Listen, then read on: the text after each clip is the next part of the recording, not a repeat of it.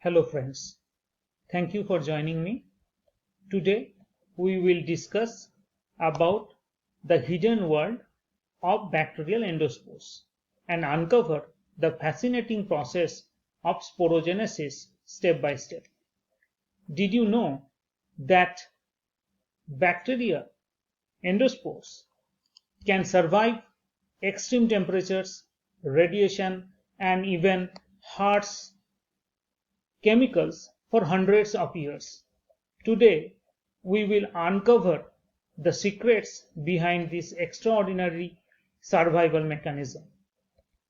Bacterial endospores are highly resistant structures that are formed by some bacteria as a means of survival in harsh environments.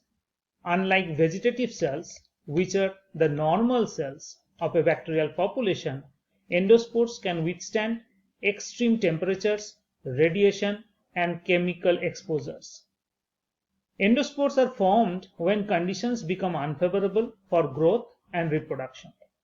The process of sporulation involves the formation of a thick protective coat around the DNA and other essential materials of the cell. This coat prevents damage from environmental factors and allows the endospore to remain dormant until conditions improve. And this photograph shows how endospores look like under the oil immersion of light microscope. Why do bacteria form endospores? Bacteria are known for their ability to adapt to extreme environments, and one of the ways they do this is by forming endospores.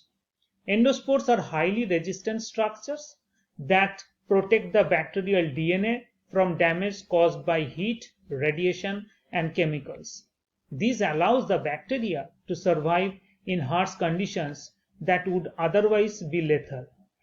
But why do bacteria go through the trouble of forming endospores? The answer lies in their need to survive and reproduce. When conditions become unfavorable, such as during a drought or famine, bacteria can enter a dormant state by forming an endospore. This allows them to wait out the harsh conditions until more favorable ones arise. Once conditions improve, the endospore can germinate and give rise to a new vegetative cell. Bacterial endospores are highly resistant structures. As I mentioned earlier, that this structure is formed by certain bacteria to survive unfavorable environmental conditions. These endospores possess several unique features that contribute to their remarkable resistance.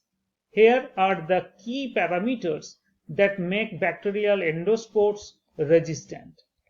Endospores can withstand extreme temperatures, including high heat, boiling water, and steam sterilization.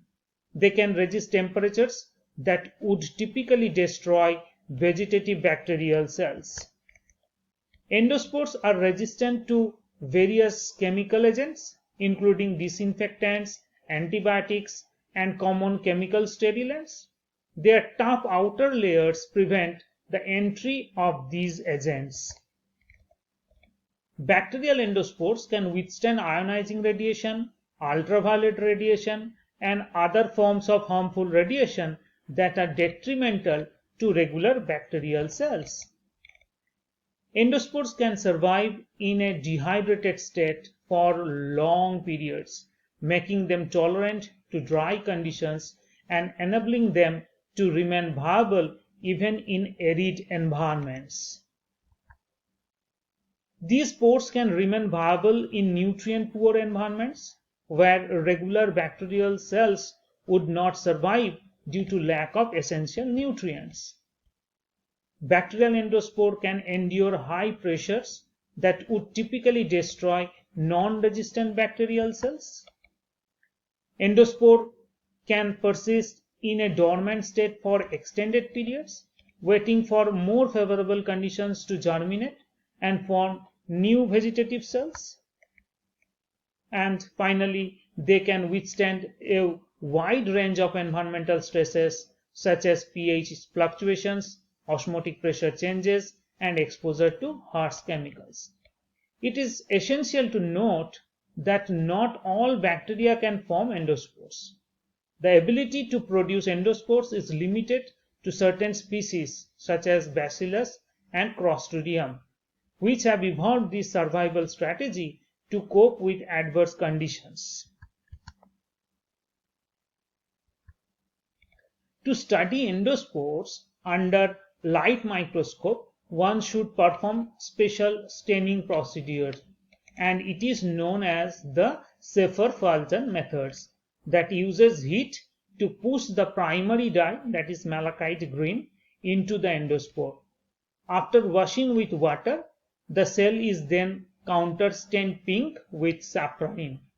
The endospores will have retained the malachite green, appearing green, sometimes a little bluish, and the vegetative cell will be brownish red or pinkish.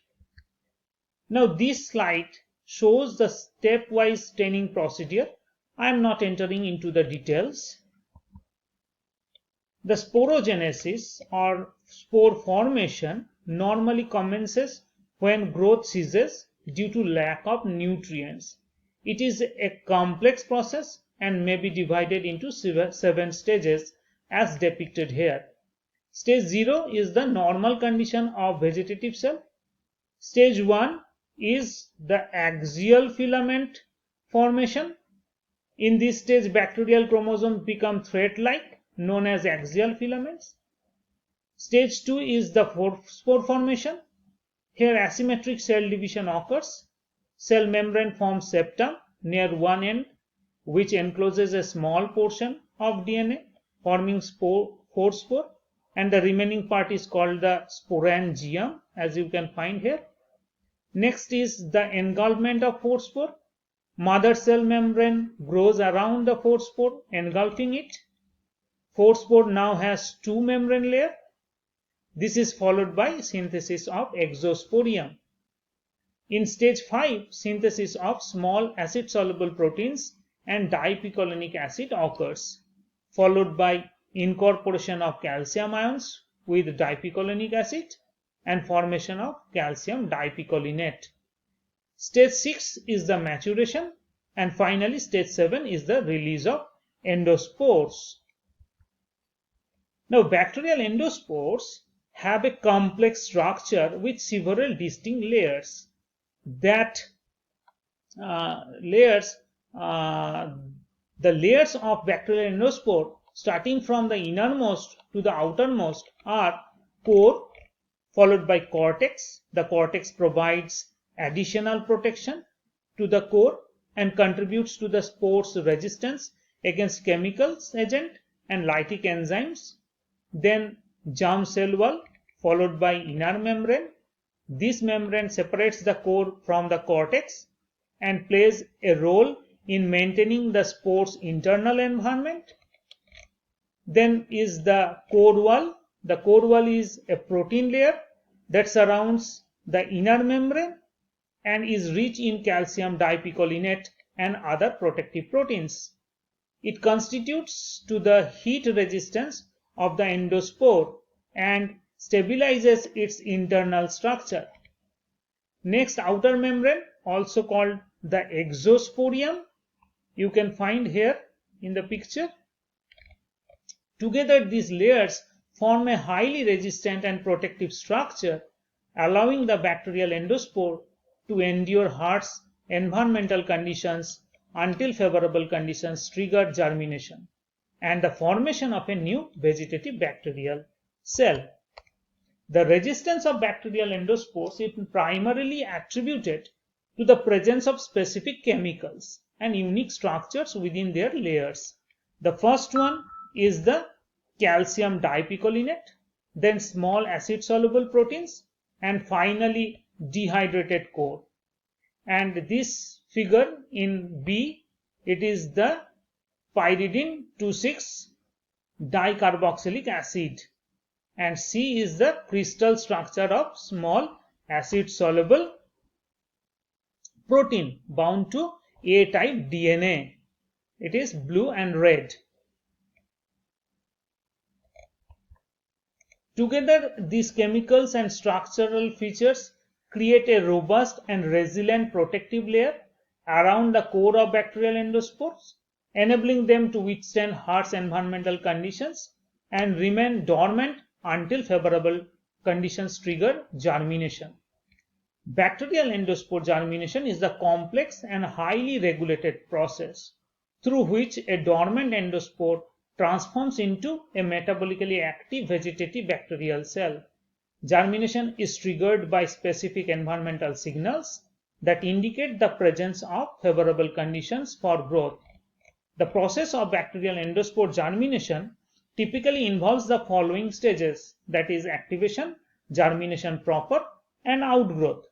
And the substages are activation, that is germination is initiated by specific environmental cues such as heat, exposure to certain chemicals, or the presence of nutrients.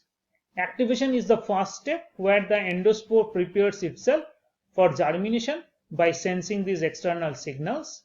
Then hydrolysis of the cortex. Activation leads to the synthesis and release of specific enzymes called the germination specific enzymes. These enzymes break down the thick cortex layers of the endospore, which is made of peptidoglycan. The hydrolysis of the cortex weakens the protective layers and allows water to enter the core, leading to rehydration of the endospore. Expansion and rupture of the spore coat. As the core absorbs water, it swells and exerts pressure on the surrounding layers. The pressure causes the spore coat to expand and eventually rupture, allowing the germ cell wall to emerge. And finally, outgrowth of the germ cell wall. The germ cell wall elongates and synthesizes new peptidoglycan to form the cell wall of the vegetative bacterial cell.